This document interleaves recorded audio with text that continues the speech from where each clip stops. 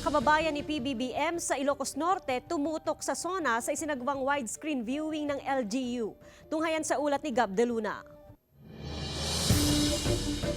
Inialok ng Lawag City LGU sa mga empleyado at mamamayan ang live na pagtutok sa pangalawang State of the Nation address ni President Ferdinand Marcos Jr.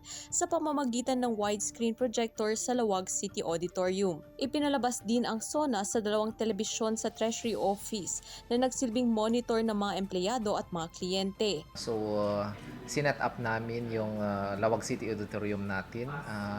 Andyan yung public viewing, open po for all. Pinaghandaan din ng kapulisan ang seguridad ng syudad habang isinasagawa ang SONA na sa initial monitoring nila ay maayos at payapa.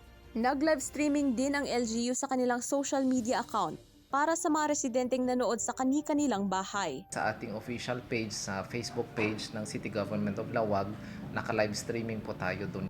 Kasama si Reynold Velasco, Gab De Luna, 1 North Central Luzon.